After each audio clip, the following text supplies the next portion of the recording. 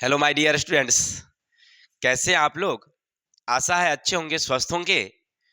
तो आज हम लोग फिर से एक नए अध्याय के साथ अपनी आगाज को शुरू करने जा रहे हैं। तो आज हमारा अध्याय क्या भाई? तो जो हमारा होम साइंस है यानी गृह विज्ञान क्लास 12th का, जिसका चैप्टर नंबर 2 है, जिसका नाम है शैशव काल के निवारात्मक रोगों से बचाओ। अब शैशव काल कौन? तो जब हम बच्चे होते हैं, छोटे छोटे बच्चे होते हैं, तब हमारे शरीर में बहुत सारी बीमारियां लग जाती है और इन बीमारियों से बचने के लिए हम कई तरह के टीकाकरण का उपयोग करते हैं। तो इन सारी बातों को हम इस चैप्टर में एक अच्छे से क्लियर करेंगे। बस आपको करना क्या है, चैप्टर को फुल्ली समझना है, ध्यान पूर्वक समझना है। सारी बातें आपको बखूबी खुद ब खुद समझ में आ जाएगी।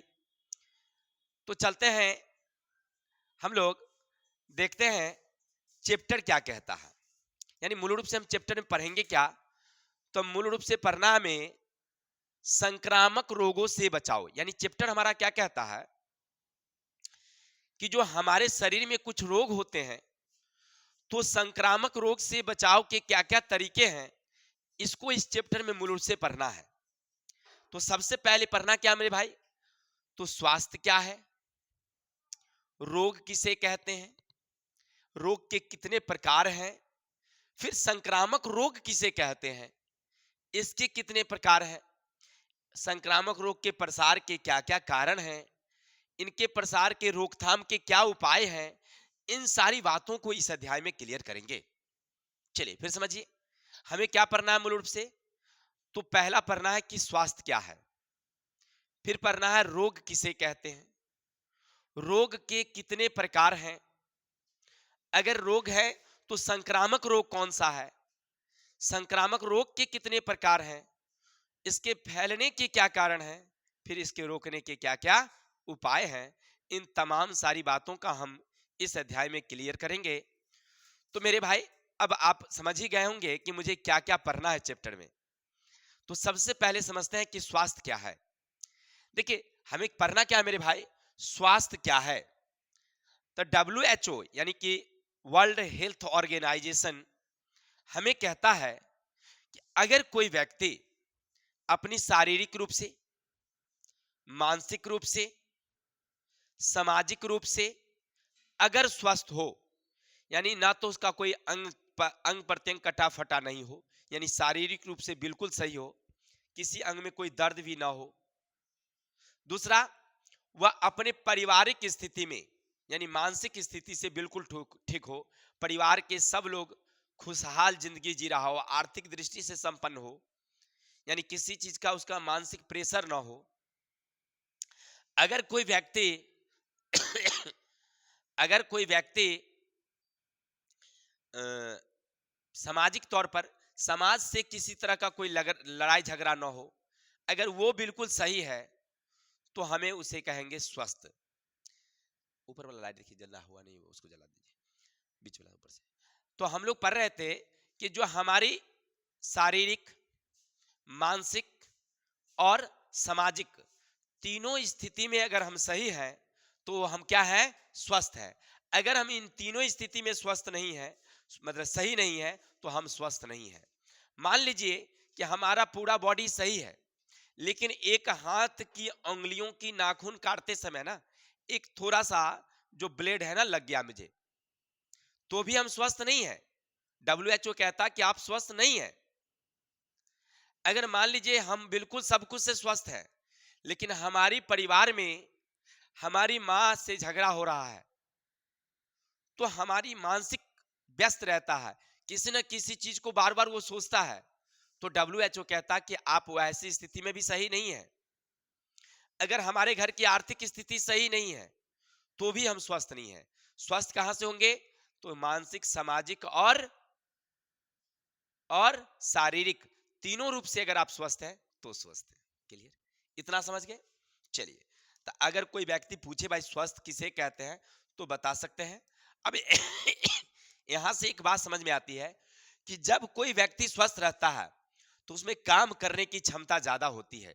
यानी कोई व्यक्ति अगर स्वस्थ रहेगा, तो उसमें काम करने की जो क्षमता होती है ना, वो ज्यादा होती है। अगर कोई व्यक्ति स्वस्थ ना हो तो काम करने की क्षमता उसमें थोड़ी सी कम हो जाती है। और आपने ये भी पढ़ा होगा कि स्वस्थ मस्तिष्क में स्वस्थ सॉरी स्वस्थ शरीर में स्वस्थ मस्तिष्क निवास करते हैं। यानी जो शरीर है अगर स्वस्थ है तो उसका माइंड भी स्वस्थ है, और जो रोगी व्यक्ति है उसका माइंड भी रोगी है। यहां तक क्लियर हो गया? तो चलते हैं आगे। अब चलते हैं रोग किसे कहते हैं। बस फिर वही बात कि अगर आप शारीरिक, मानसिक या सामाजिक तौर से पीड़ित हैं तो आप रोगी हैं। अगर आपके शरीर में जो वातावरण है उन वातावरण के तुलना में उसकी समक्ष में अगर आपके शरीर में किसी तरह का आवेग, वियोग चल रहा है अगर मन में, तो आप रोगी हैं। क्लियर?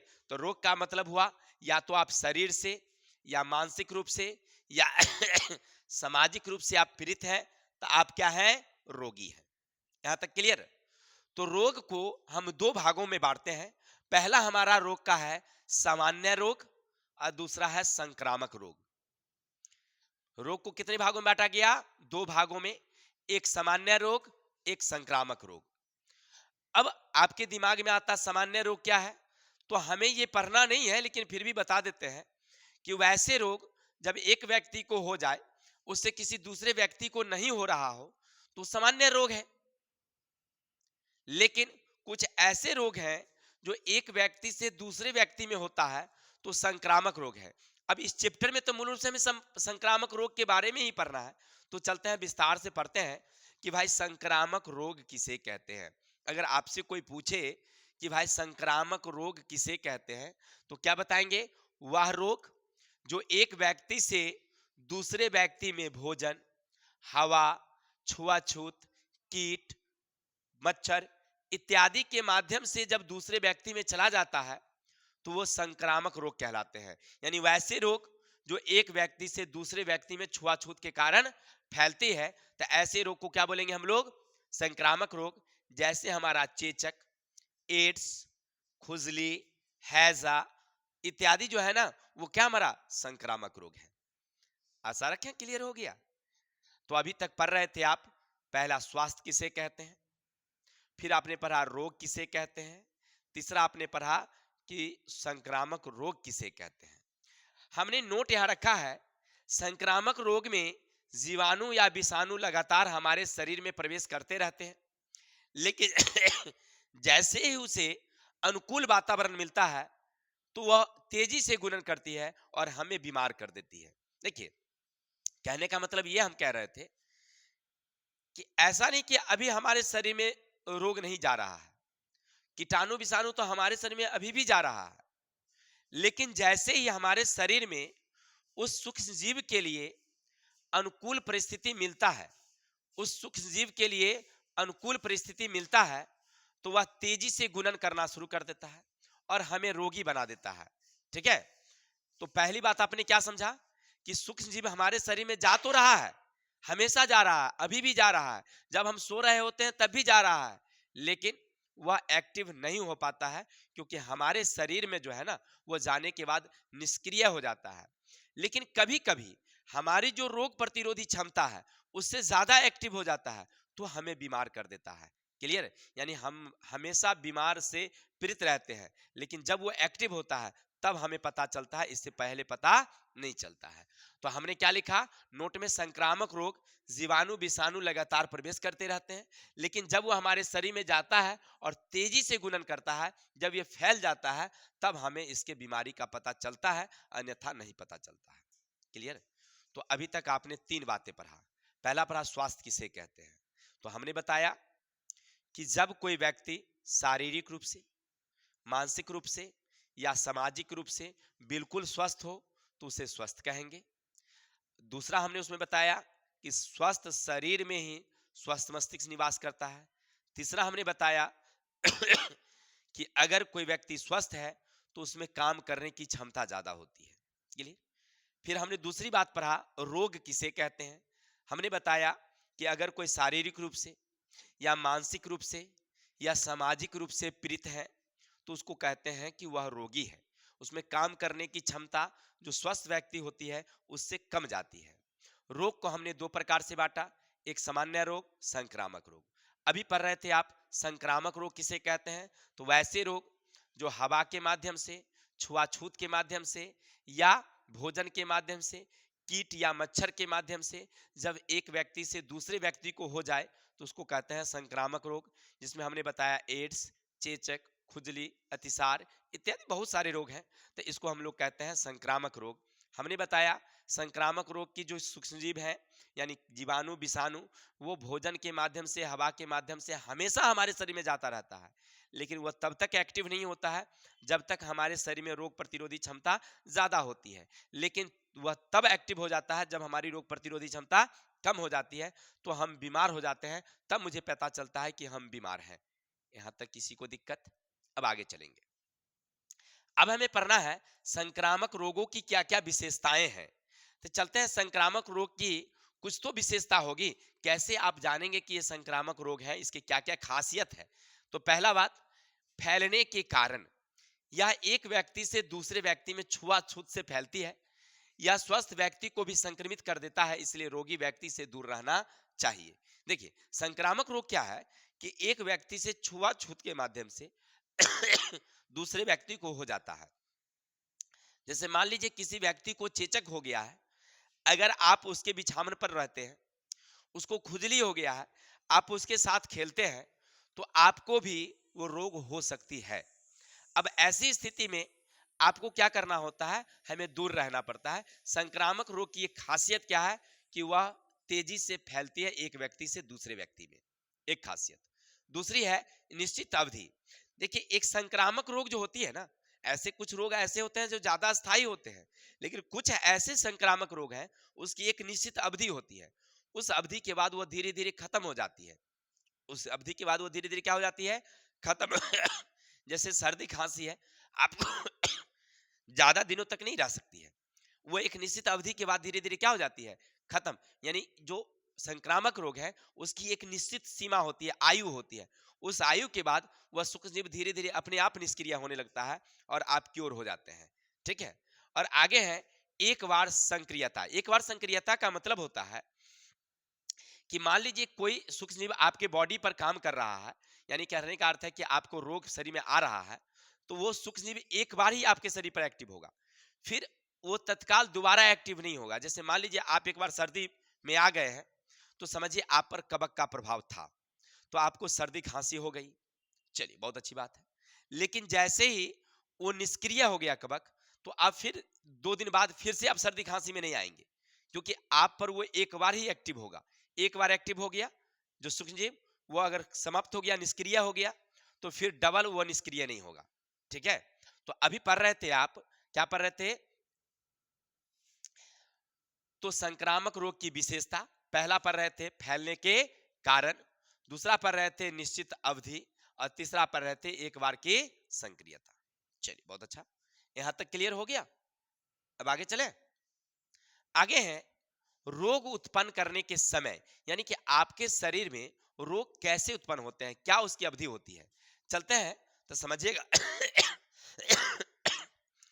प्रथम अवस्था, जब कोई संक्रामक हमारे शरीर में प्रवेश करते हैं, लेकिन उस समय यह पता नहीं चलता है, लेकिन जब वह विकसित हो जाता है तब हमें पता चलता है। देखिए रोग उत्पन्न करने की भी एक अवधि है। अब अवधि क्या है भाई, तो हमने अभी क्या बताया आपको कि सूक्ष्मजीव जो है, चाहे वो वायरस हो, विटाणु विषाणु हो, कीटाणु, प्रोटोजोआ जो भी है ना, वह भोजन के माध्यम से, हवा के माध्यम से, जल के माध्यम से हमारे शरीर में जाते रहते हैं, लेकिन वह हमेशा काम नहीं करता है। वो पहले शरीर में जाता है और जाने के बाद जब हमारा शरीर उसके अनुकूल वातावरण हो जाता है तब वो पता चलता है। उससे पहले हमें कुछ भी पता नहीं चला, ना तो किसी व्यक्ति को ये एहसास होता है कि हमारे शरीर में सूक्ष्मजीव गया है, उसे पता भी नहीं चलता है। जब उसके शरीर में उस तरह का एक्टिव हो जाता है वह सूक्ष्मजीव और उस तरह के रोग उसमें आना शुरू हो जाता है, तब उसे पता चलता है। इसको कहते हैं हम लोग प्रथम अवस्था। तब पता चलता है कि हमें रोग हो गया है। चलिए अब इसी में चलते हैं। दूसरा है संप्रतिकाल। संप्रतिकाल परीक्षा में पूछता है, याद रखिएगा, जब सूक्ष्मजीव शरीर में प्रवेश करते हैं और रोग उत्पन्न करते हैं ना, तो इसको कहते हैं संप्रतिकाल, यानी रोग उत्पन्न करने का जो काल है तो उसको क्या बोलेंगे हम लोग? संप्रति काल। जब शरीर में सूक्ष्म प्रवेश करेगा और हमें रोग उत्पन्न करेगा तो उसको कहते हैं हम लोग संप्रति काल। और यह सभी रोगाणुओं के अवधि अलग अलग होती है। यानी कहने का अर्थ है कि प्रोटोजोआ एक अलग समय में रोग उत्पन्न करती है, वायरस एक अलग समय में रोग उत्पन्न करती है। जैसे हमने कल पढ़ाया था, आपको बताया था कि एड्स जो है वो आपको 10 साल के बाद पता चलता है, वो तत्काल पता नहीं चलता है। जब आपके शरीर में वायरस चला जाएगा तो उसको पता नहीं चलता है, वो 10 साल के बाद पता चलता है। या मान लीजिए ट्यूबरकुलोसिस है, वो प्रारंभ में आपको पता नहीं चलेगा, जब आपके शरीर में चला गया है वो लंबे समय तक धीरे धीरे धीरे धीरे आपके शरीर में जब दर्द होगा तब आपको पता चलेगा। तब तक दो चार बरस 5 बरस बीत गया, तब जाकर के आपको पता चलता है। ये क्या है? ये अवधि है। यानी हर अलग अलग सूक्ष्म जीवों के जो रोग उत्पन्न करने की अवधि होती है वो अलग अलग होती है। तो जब रोग उत्पन्न करने की जो अवधि है ना, उसको कहते हैं संप्रति काल। आगे है संक्रामक काल। क्या है? जब रोगी पूर्ण रूप से रोगग्रस्त हो जाता है और उसके संपर्क में कोई आता है तो वह भी रोगी हो जाता है, तो उसको उसको कहते हैं हम लोग संक्रामक काल। यानी कोई व्यक्ति मान लीजिए अगर रोगी है, अगर उसके संपर्क में कोई व्यक्ति आवे, उससे उसको भी हो जाए, तो वो समय की अवधि को कहते हैं संक्रामक काल। जैसे मुझे कोई अभी रोग नहीं है, सुखजीव तो मेरे शरीर में भी है, लेकिन मुझे कोई रोग नहीं है। कोई अब मेरे पास में आता है, उससे कोई परेशानी नहीं हो रही है। लेकिन जब हम रोगी हो जाएंगे, तब अगर कोई व्यक्ति हमारे साथ में आएगा तो उसको भी उस तरह का रोग हो जाएगा।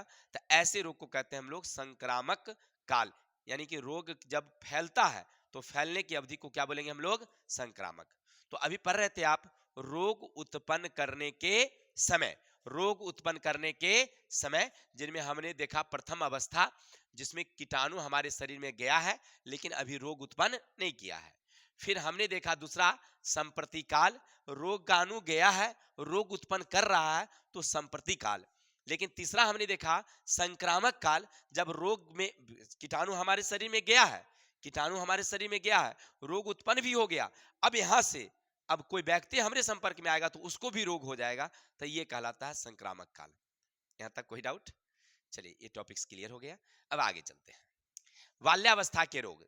देखिए, जब बच्चे होते हैं ना, छोटे जब बच्चे होते हैं तो उसमें कई तरह के रोग देखने को मिलता है।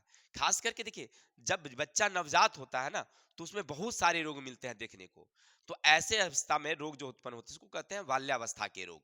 ठीक है। देखिए, युवा आदमी जब हो जाएगा, 10 साल 8 साल 9 साल का बच्चा में रोग कम होने लगती है। जब युवा युवा होता होता होता जब जाता है तो उसमें रोग कम होते हैं। लेकिन जब वो 60 के नीचे जाता है ना, तब फिर उसमें रोग उत्पन्न ज्यादा होती है। ये बीच का जो अवधि है ना, बिल्कुल स्वस्थ वाला अवधि होता है। और ये अवधि में अगर कोई बीमार रहता है तो समझिएगा वो सबसे बीमार आदमी होगा, सबसे खराब आदमी होगा वो। ठीक है। जैसे हमारे यहाँ एक बच्चे पढ़ रहे थे बहुत दिन पहले, उसकी उम्र जैसे जैसे बढ़ती गई वो फिर भी बीमार रहते चला गया। और आज देख रहे हैं उसकी उम्र तकरीबन 30 वर्ष की होगी। तो वो भी आज देखते हैं, क्योंकि प्रारंभिक विद्यार्थी था मेरा वो, तो आज भी देखते हैं कि वह बीमार ही रहती है हमेशा वो लड़की। जब भी वो आती है हमारे गांव में ससुराल से, तो उसको कुछ ना कुछ बीमारी रहता ही है। वो हमेशा कुछ ना कुछ मेरे यहाँ से दवा ले ही जाती है। तो इससे मुझे पता चला कि वो ना प्रारंभ में से बीमार थी और आज भी बीमार है। इसका मतलब उसके शरीर का इम्यूनिटी कम होगा। लेकिन कुछ बच्चे बीमार होते हैं, लेकिन जब वो स्वस्थ हो जाता है तो फिर वो आगे बढ़ने के बाद उसको बीमारी नहीं होती है। चलिए, हमको पढ़ना वो नहीं था, पढ़ना था बाल्यावस्था के रोग। यानी कि जब छोटा बच्चा होता है, यानी 5 साल से नीचे का बच्चा होता है, तो उसमें कई तरह के रोग होते हैं, उसको कहते हैं हम लोग बाल्यावस्था के रोग।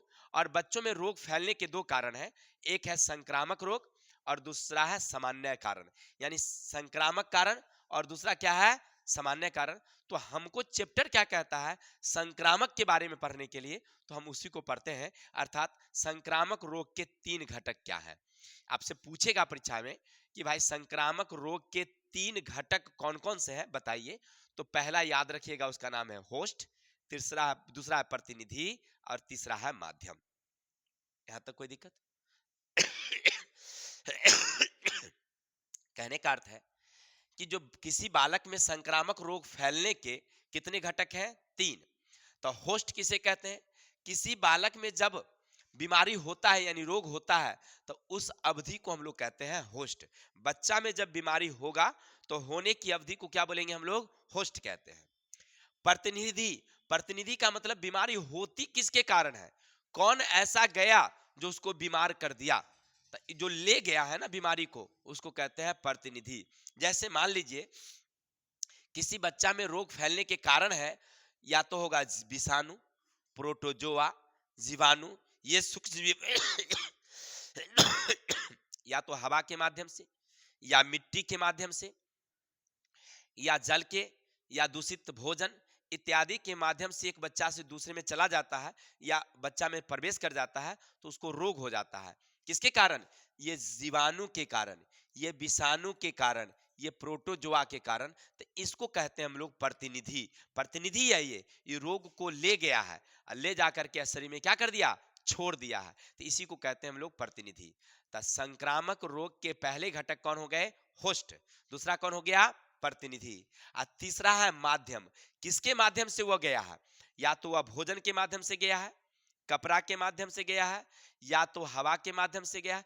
जिसके माध्यम से गया है तो वो उसका माध्यम कहलाता है। यानी बीमारी घटक कितने, तीन। पहला है कि बीमारी हुआ, तो कौन बीमारी हुआ, ये बीमारी किसके कारण हुई, और प्रतिनिधि कौन, और किसके माध्यम से आपके शरीर में प्रवेश किया। जैसे मान लीजिए हम बिल्कुल स्वस्थ हैं, लेकिन हमने क्या किया, गंदा पानी पी लिया, तो हमें एक बीमारी हो गई जिसका नाम है खुजली। तो ये खुजली है होस्ट, खुजली क्या हमारी होस्ट। पानी गया हमारे माध्यम से, पानी के माध्यम से हुआ गया है, तो ये हो गया माध्यम। और बीमारी उत्पन्न कर दिया कवक, तो कवक हो गया हमारा प्रतिनिधि। ठीक है, यहां तक क्लियर। तो चल रहे थे हम लोग, पढ़ रहे थे संक्रामक रोग के कितने घटक, तीन। कौन कौन, होस्ट, प्रतिनिधि, माध्यम। अब आगे पढ़ेंगे संक्रामक रोग के फैलने के कारण।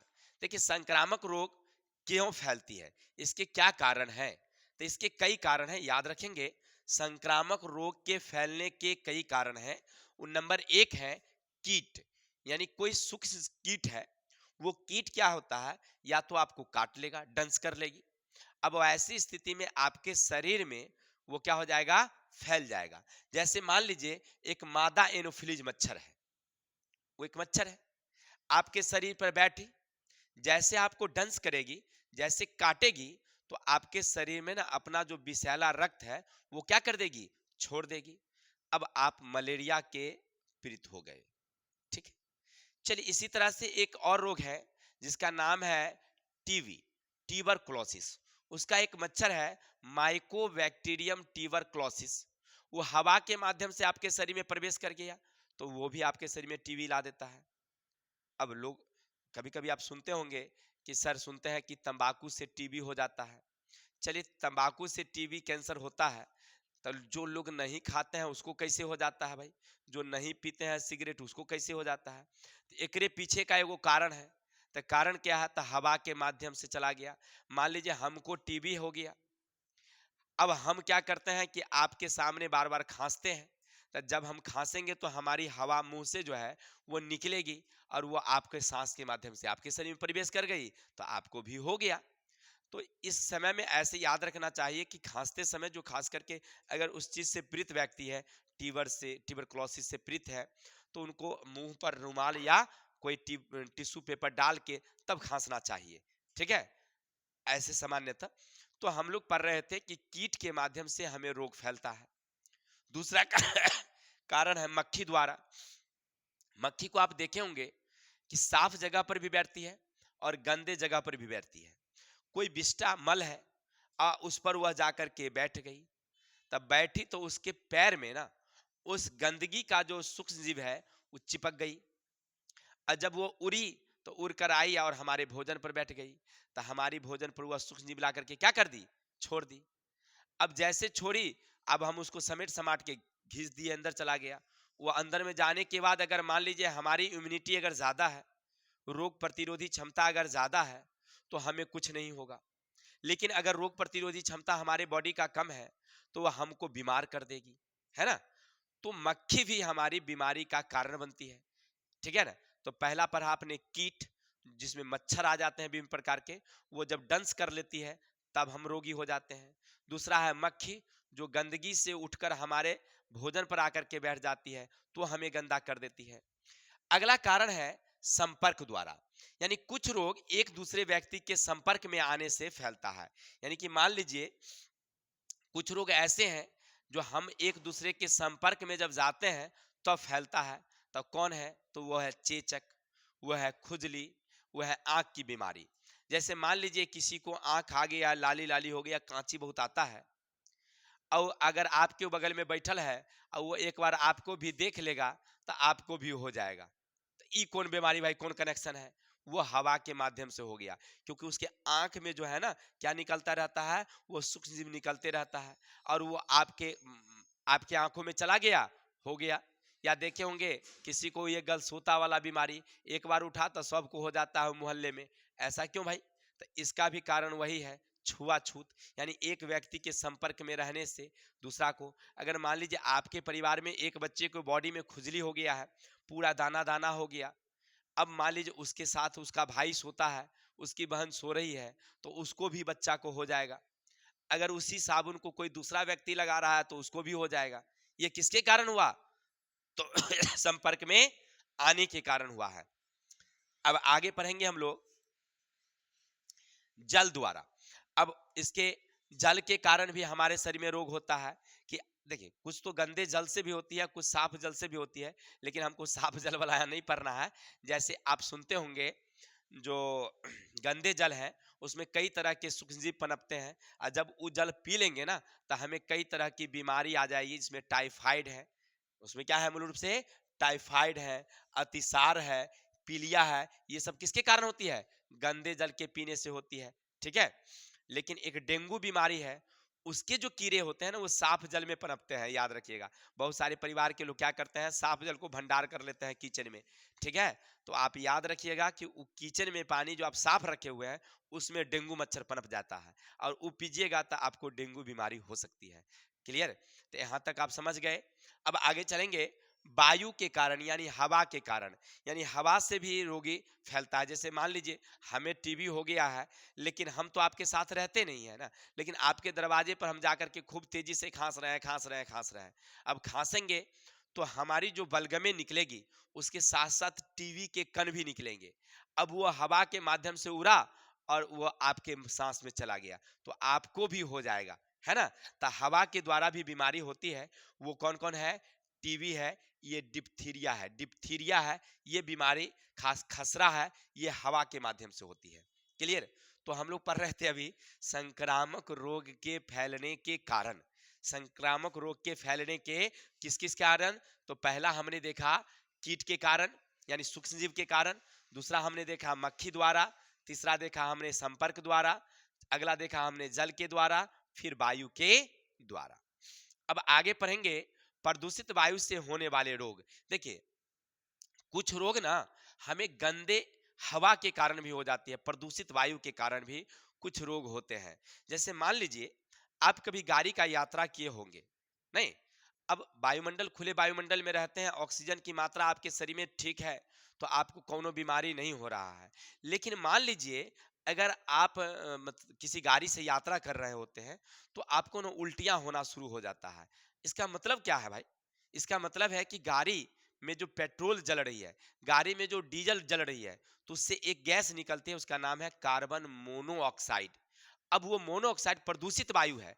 जब वो बॉडी में हमारा जाता है तो हमारा बॉडी उसके एडजस्ट नहीं कर पाता है, परिणाम होती है उल्टियां होना शुरू हो जाता है। पहले तो आपको चक्कर आएगा, फिर उल्टियां होगी, ज्यादा समय होने के बाद हो सकता है कि आप बेहोश भी हो जाए। किसी किसी आदमी को वो अच्छा लगता है, वो अलग सी बातें हो जाती है, लेकिन वो प्रदूषित वायु है। तो आपने क्या समझा कि प्रदूषित वायु भी हमारे लिए क्या है? हानिकारक है, वो रोग उत्पन्न करती है। ठीक है ना? इससे बचने का उपाय है कि हमें व्यक्ति से क्या रहना चाहिए? दूरी। जो संक्रामक रोग है अगर उससे आप बचना चाहते हैं तो आप उससे क्या बनाएंगे? दूरी बनाएंगे, तब जाकर के आप बच सकते हैं। ठीक है ना? टिश्यू पेपर का उपयोग करिए।